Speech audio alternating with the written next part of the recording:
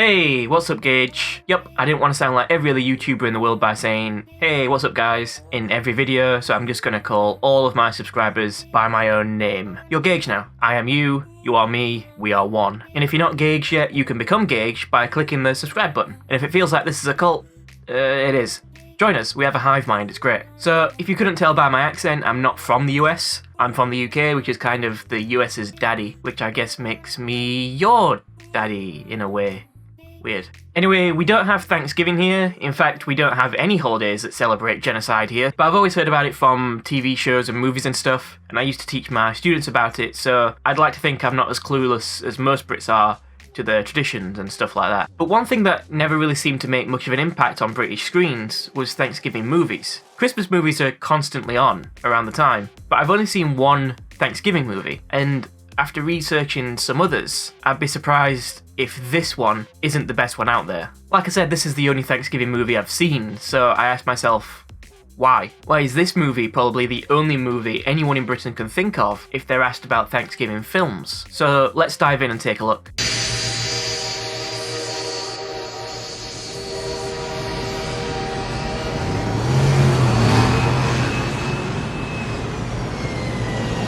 So the film begins with the sounds of the aforementioned planes, trains and automobiles, and then this scrolling title and our first shot of this imposing building and this caption. To me, this opening feels a little bit like the opening to a disaster movie. I like to think that this is intentional due to what happens over the course of the movie. We're introduced to our main character, Neil, played by Steve Martin, who's in a particularly boring meeting. After he leaves, he talks to his colleague about rushing to get to the airport so that he doesn't have to get a plane set to leave just 2 hours later because he promised his wife he'd be home by 9. I told Susan I'd be home by 9. See, told you. His first task is to catch a taxi during rush hour, which gets him involved in a foot race with Kevin Bacon for some reason. Yep, Kevin Bacon just shows up in this movie for about a minute. Oh, and so does Patrick Swayze. Is there some kind of big dance movie convention going on that the stars of Footloose and Dirty Dancing are rushing to attend? After failing to get a cab, because someone took it while he was haggling with a lawyer, he eventually makes it to the airport, only to find that the man who took the cab is sitting across from him. And it turns out it's disgraced former Winter Olympian. What? That's not this film? Well, what? Cool what? Well, why would Jamaica have a bobsled team? Okay, fine. So it's just some guy. He's also reading porn. You know, just cuz. I mean, this is the 80s. They don't yet have the technology to watch it on a laptop in the terminal like we all do now. We also get this amazing bit with Neil's family. Do you think Grandpa Walt is going to give me a noogie? Of course he's going to give you a noogie. He loves to give you noogies.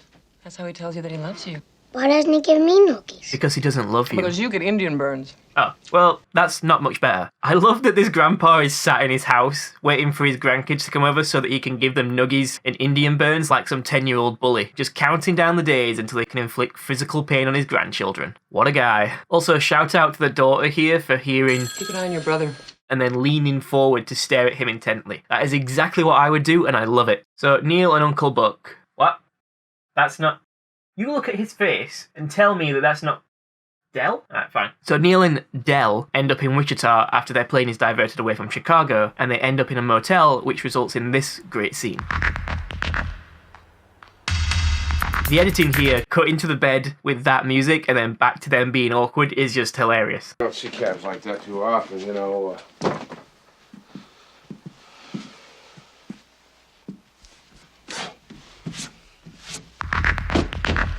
You want to take a shower? No. Also, Dell's face.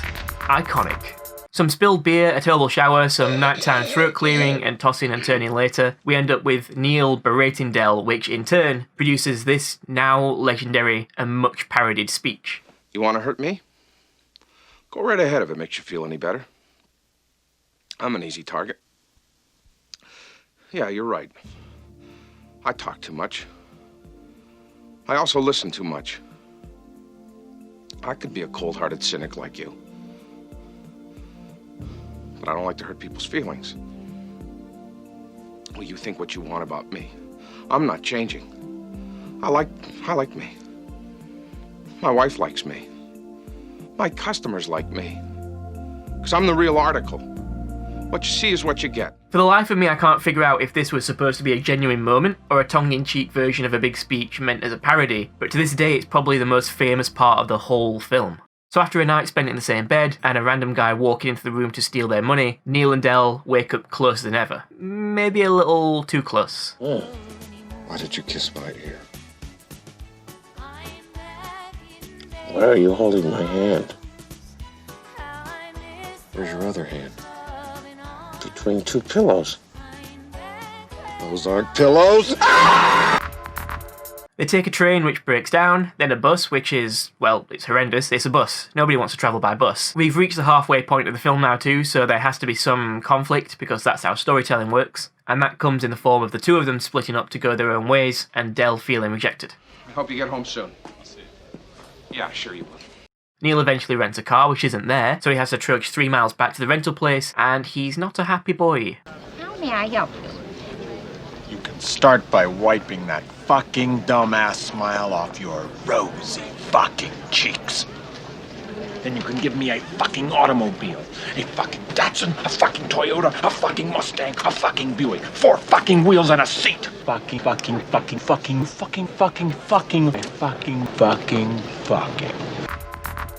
May I see your rental agreement? I threw it away.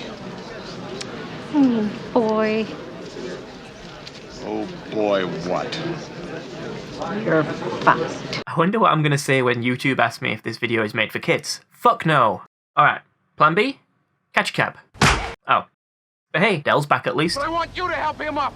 No! My pleasure. Alright, so they finally have a car and are on the road to Chicago. Cue another iconic scene.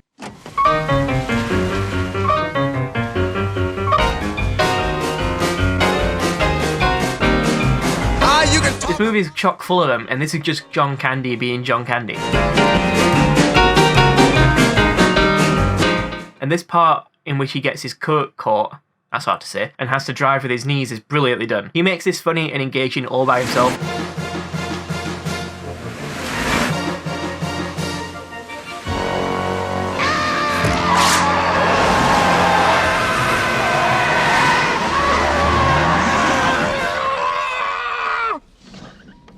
Back on the highway, they narrowly escape death when they realise they're going the wrong way, and we get this brilliant sequence.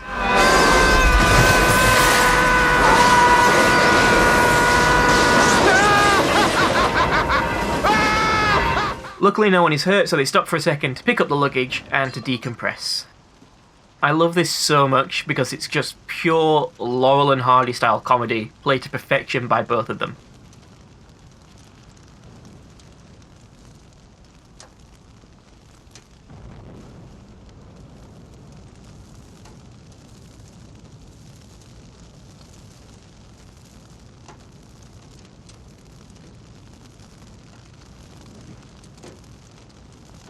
So after another stay in a motel and some bonding, no, we're back on the road in the burnt out car.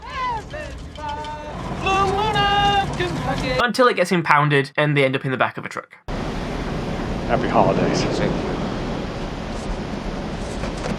Happy Thanksgiving, Neil. Okay. Give my love to the family, will you? Same to you. Maybe I'll get a chance to meet him one day. Okay. Say hello to Marie for me. Feel like I know her. Yeah.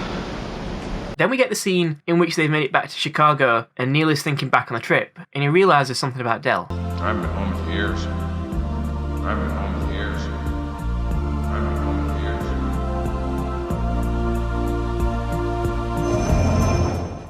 years. You said you were going home. What are you doing here? I don't have a home.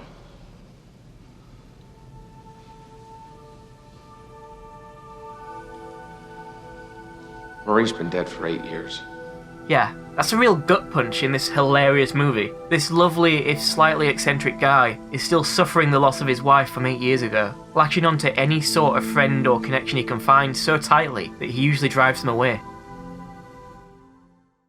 Eventually the two of them make it to Neil's house where Neil is reunited with his wife, and Del realises he has the friend for life he's always been looking for.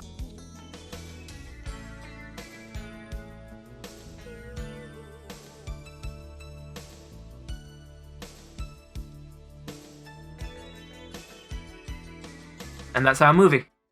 So, I said before that I think I know why this movie is a classic and why it's seemingly the only Thanksgiving movie that is well known here, as well as in the US. It's John Candy, simple as that. He's remembered fondly by all for good reason. This film had every chance of being terrible, but John Candy, combined with a script and direction from John Hughes, a man who knows how to make a good holiday movie, brings laughter and heart to something that in the wrong hands could have been another unwatchable holiday film, but ends up being fantastic. His performance in this film, as in others, is heartfelt and sincere and comedically excellent. It's him and Steve Martin just playing themselves and having fun with it. I don't want to get too heavy with this right at the end, but with everything this year has thrown at us, and that has been a lot, we could all do a lot worse than sitting down and watching this wonderful man be a delight on our screens again. I think this is a great film to watch right now because the world needs more John Candys.